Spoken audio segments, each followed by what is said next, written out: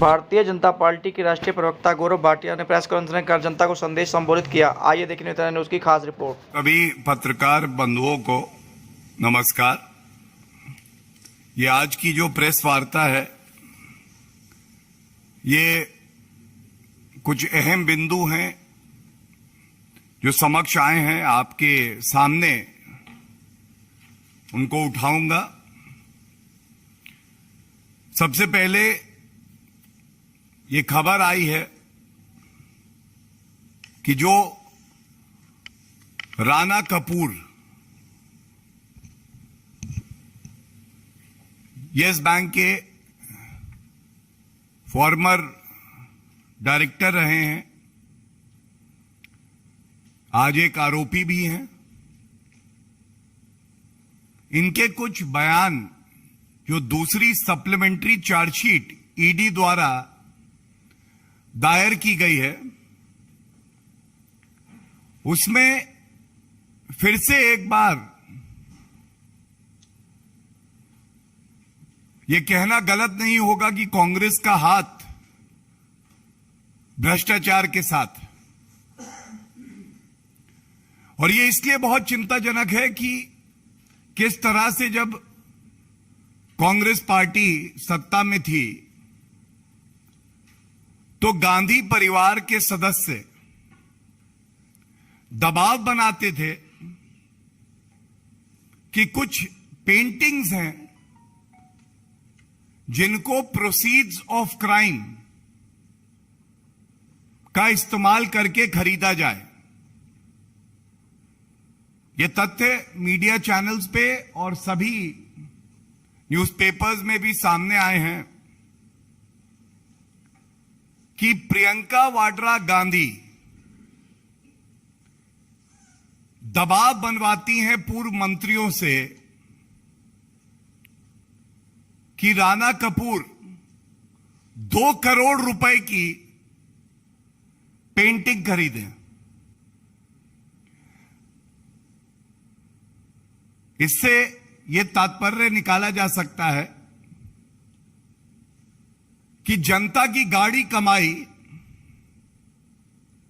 Bank में जाएगी, उसके बाद उस गाड़ी कमाई को the proceeds of crime Gandhi परिवार के पास पहुंचाया जाएगा और गांधी परिवार टैक्स पेयर की जो ईमानदारी की मेहनत की कमाई बैंक में है, उससे सारी तमाम सुविधाएं लेगा। आम जनता त्रस्त रहे, कांग्रेस पार्टी और गांधी परिवार मस्त रहे। और ये बयान ये भी दर्शाता है किस तरह से ये जो अभियुक्त हैं ये नहीं चाहते थे कि 2 करोड़ रुपए दें, लेकिन पूर्व मंत्री कांग्रेस सरकार में इतना दबाव बना देते हैं कि अगर आपने 2 करोड़ रुपए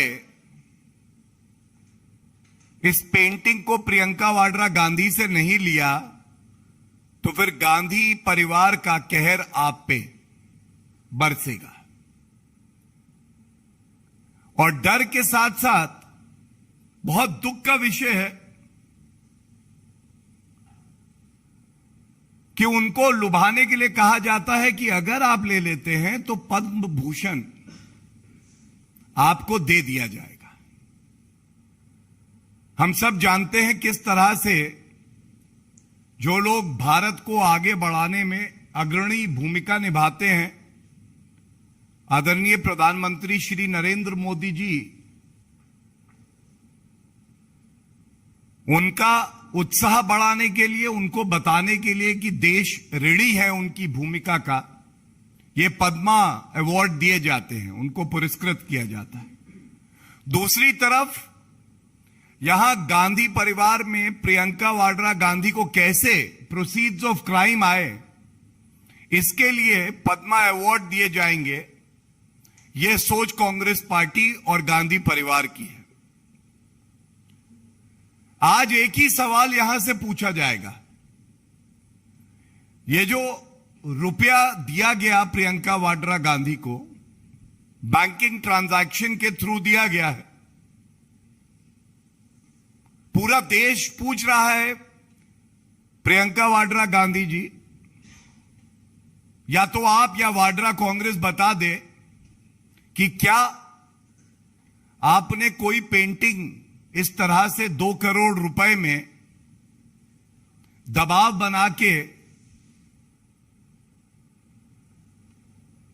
ऐसे अभियुक्त को बेची थी या नहीं बेची थी। और मैं इतना ही कहूंगा, पेंटिंग बेचना तो एक बहाना है, असल में भ्रष्टाचार में नहाना है।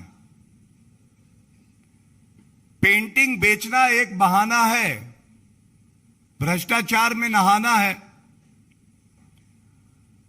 और पहले हम जानते हैं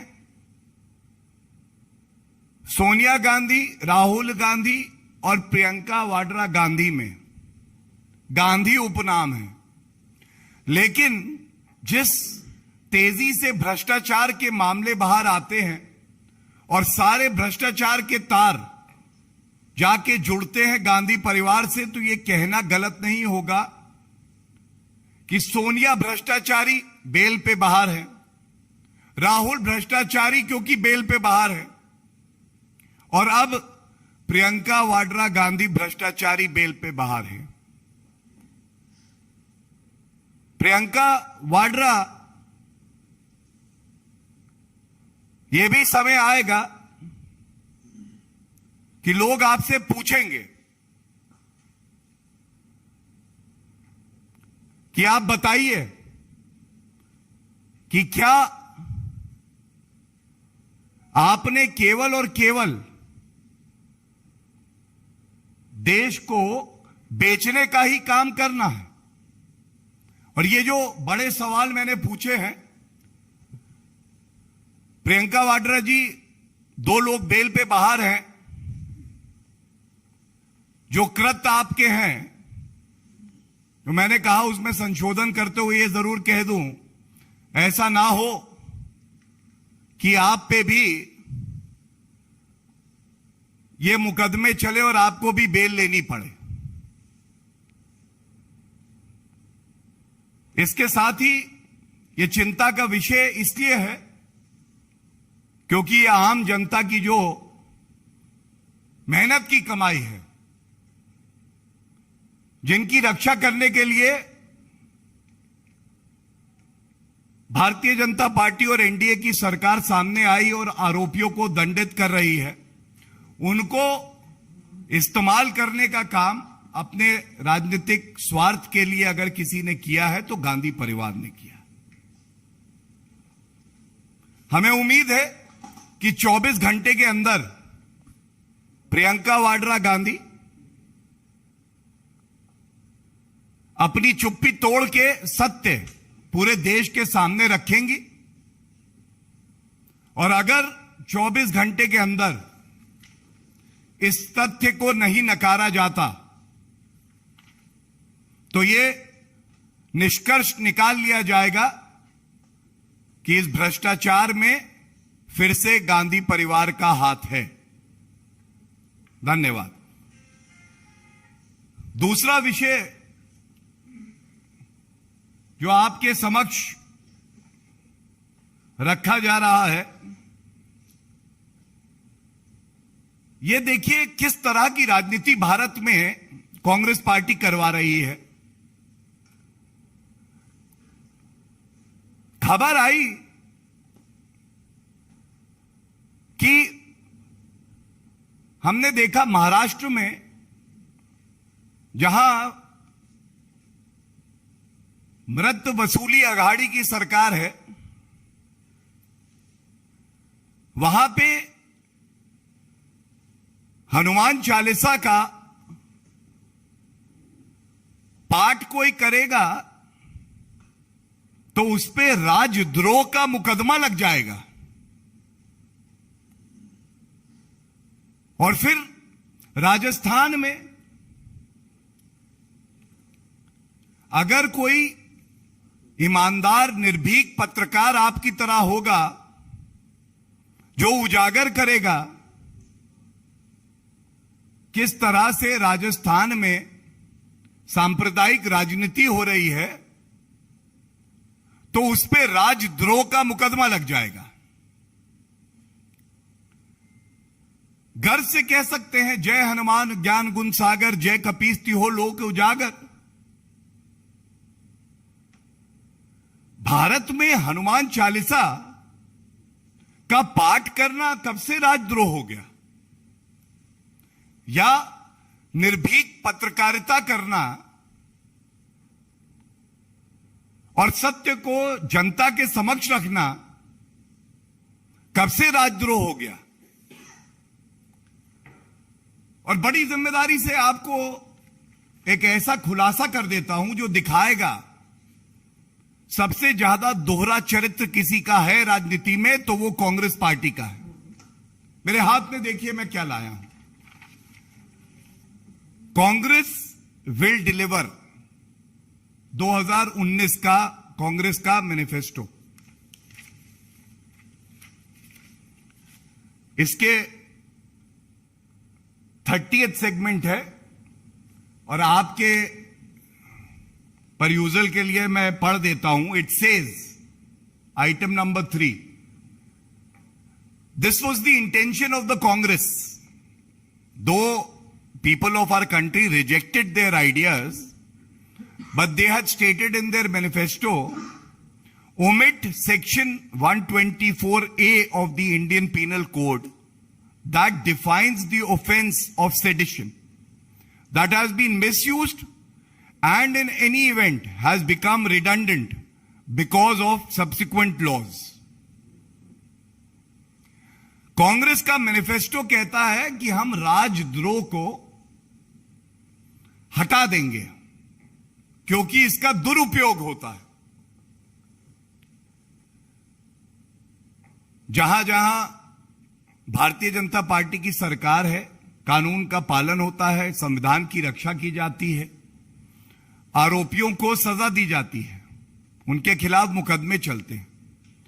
लेकिन कांग्रेस पार्टी ऐसी पार्टी है, विचित्र पार्टी है, सत्ता में हो, केंद्र में या विपक्ष में हो या प्रदेश में सत्ता में हो, केवल संविधान को तार-तार करना, सत्ता का दुरुपयोग करना और दोहरे मापदंड। देखिए, जो पार्टी कहती थी कि हम राजद्रोह को हटाएंगे, आज वो राजद्रोह का दुरुपयोग किस पे करती है? एक पत्रकार पे, एक सांसद नेत्री पे, एक विधायक पे। और यह कहना गलत नहीं होगा कि यह मृत वसूली अघाड़ी है। एक पार्टी जीवंत तब तक रहती है जब तक उसकी विचारधारा मजबूत होती है। आज श्रद्धेय बाला साहब ठाकरे जी जहां भी होंगे, उनको बहुत कष्ट होगा कि हनुमान चालीसा का पाठ करने के लिए किसी पे राजद्रोह लगा दिया गया।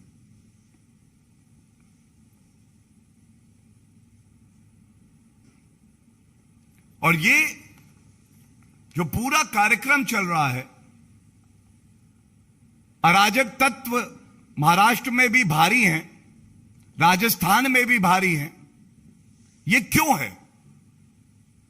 ये इसलिए है कि ये आम जनता से पूरी तरह से कट गए हैं। इस वसूली अघाड़ी को केवल वसूली करनी है। इससे पहले सर्वविदित है किस तरह से भाजपा के वरिष्ठ नेता नारायण राणे जी के बयान के बाद ये शिव सैनिक ही थे जिन्होंने गुंडागर्दी करी, अराजकता फैलाई। एक नौसेना के पूर्व अधिकारी को मारा गया। करौली में, राजस्थान में हमने देखा किस तरह से हिंदू नववर्ष मनाया जा रहा था और पत्थरबाजी होती है, और उसका मुख्य आरोपी मतलूब अहमद आज तक गिरफ्तार नहीं हुआ। 21 दिन हो गए, 22 दिन, 22 दिन में मतलूब अहमद गिरफ्तार नहीं हुआ, लेकिन एक पत्रकार के खिलाफ एफआईआर हो जाती है। एक नेत्री सांसद के खिलाफ राजद्रोह का मुकदमा लगता है, गिरफ्तारी होती है। यह दर्शाता है किस तरह से खरबूजे को देख के खरबूजा रंग बदलता है।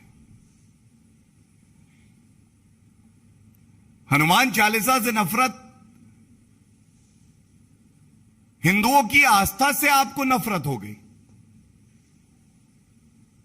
और जैसा मैंने ये मैनिफेस्टो इसीलिए सामने रखा कि अगर आपकी सोच ये थी कि इसको आप हटा देंगे, तो आज उसी धारा का इस्तेमाल करके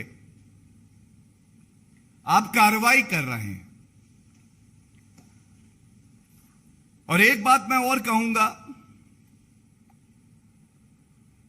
और बड़ी पीड़ा से कहूंगा, section 153A of the IPC, Indian Penal Code, has also been invoked for reciting Hanuman Chalisa. 153A states, क्या कहता है 153A? Promoting enmity between different groups on grounds of religion, race, place of birth. सवाल यह जरूर पूछा जाएगा, भारत में पूछा जाएगा, हिंदुस्तान में पूछा जाएगा कि ये जो प्रमोटिंग एनिमिटी है, धर्म, मूलवंश, जनस्थान के आधार के बीच शत्रुता का संप्रवर्तन और सौहार्द बने रहने पर प्रतिकूल प्रभाव डालने वाले कार्य करना, यह कब से हो गया? बहुत पीड़ा और दुख के साथ ये दोनों अहम बिंदु आपके समक्ष रखे हैं, और इस उम्मीद से रखे हैं कि जैसे भारतीय जनता पार्टी जहां विपक्ष की भूमिका भी निभानी है, वहां पूरे पुरजोर तरीके से लड़ाई लड़ रही है, यह सुनिश्चित कर रही है कि कोई भी लोकतंत्र का गला ना घोट पाए, यह सुनिश्चित कर रही है कि जो लोकतंत्र का चौथा स्तंभ है मीडिया, उसका गला ना घोटा जाए,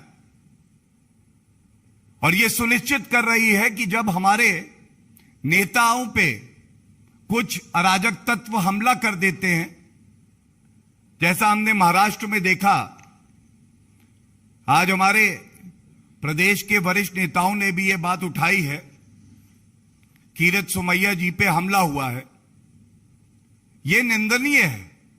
लोकतंत्र में इसका कोई स्थान नहीं है, और जब आप कमजोर पड़ जाते हैं तो आप अराजकता का सहारा लेते हैं। यह चरितार्थ करते हुए कोई दिखाई दे रहा है तो वो वसूली अघाड़ी है महाराष्ट्र में, कांग्रेस पार्टी है, और जो राजस्थान में है वहां पे भी ये कहना उचित होगा। धन्यवाद। If you have any questions, I will take them.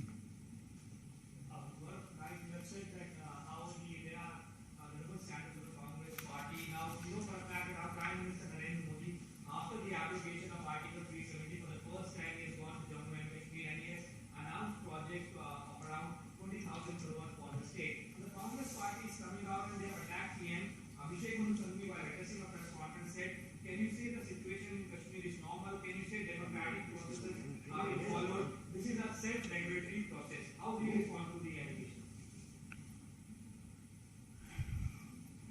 when an opposition party loses its credibility completely, it doesn't remain necessary to comment on every statement made by leaders of those parties. And I would only say that abrogation of Article 370 was a historical correction made by Shri Narendra Modi ji of a historical blunder done by the Congress party.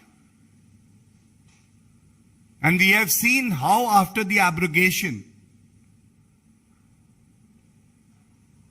peace and prosperity is touching the lives of Kashmiris. Earlier, even fundamental rights of the citizens were not available to them because of Article 370.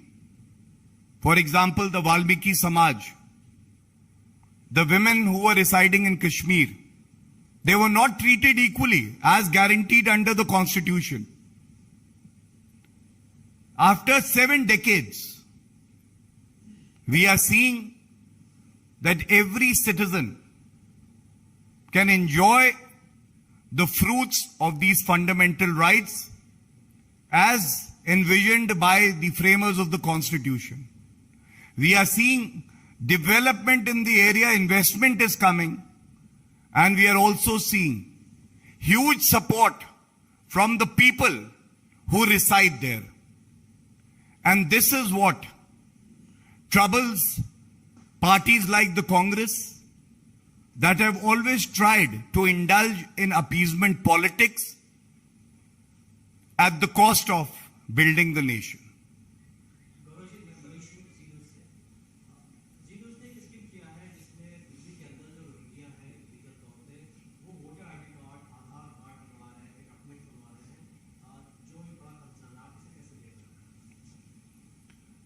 देखिए, मैंने sting देखा नहीं है, बहुत सम्मानपूर्वक यही कहूंगा, उस पर टिप्पणी करना तभी उचित होगा जब वो स्टिंग ऑपरेशन जो है मैं देख लूं और देश मजबूत हो, कानून का पालन हो और देश के लिए कोई खतरा है तो उस खतरे को खत्म किया जाए, इसी उद्देश्य से हम कार्य करते हैं।